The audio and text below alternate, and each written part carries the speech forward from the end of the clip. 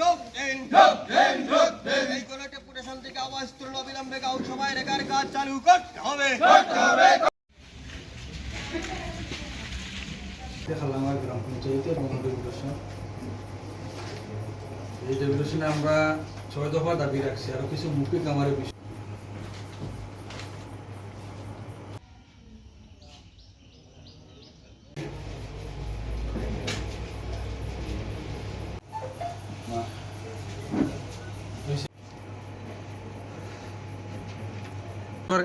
খালাঙ্গার গ্রাম পঞ্চায়েতে রেগার কাজ শুরু করা,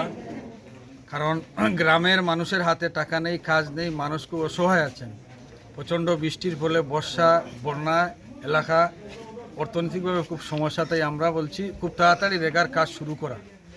এবং রাস্তাঘাট, গ্রামীণ রাস্তাঘাট বেহাল অবস্থা, মানুষের চলাচলের উপযুক্ত নয়, সেই রাস্তাগুলো মেরামতি করে যাতে মানুষের চলাচলের উপযুক্ত করতে পারেন সেটা আমরা দাবি রাখছি।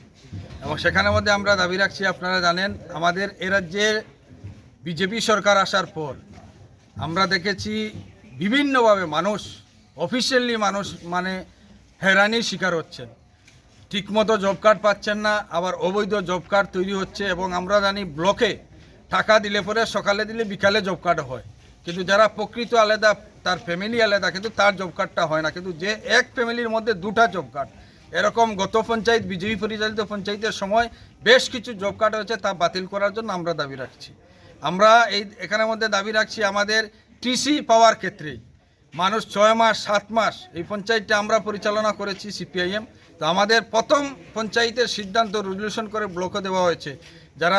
পরিবার আজ থেকে 10-12 বছর আগে আলাদা হয়েছেন, সরকারি গাইডলাইন অনুযায়ী তার যে পরিবার আলাদা হবে, পৃথক হবে, সমস্ত রেকর্ড দিয়েও আজ পর্যন্ত তাদের ফ্যামিলিগুলো আলাদা হচ্ছে না। কোন জায়গার মধ্যে সমস্যা, যাতে এই পৃথক পরিবারগুলো যাতে খুব তাড়াতাড়ি হয়, যারা দরখাস্ত দিয়েছেন যাদের বৈধ কাগজপত্র আছে যাতে হয়, এই দাবিটা আমরা এখানের মধ্যে রাখছি। এবং আমরা সেখানের মধ্যে আমরা দাবি রাখছি আমাদের গ্রাম পঞ্চায়েত এলাকার মধ্যে আমরা দেখেছি আমাদের এই পঞ্চায়েত, বিগত পঞ্চায়েত পরিচালনার সময়ে বিজেপি যখন পরিচালনা করেছিল,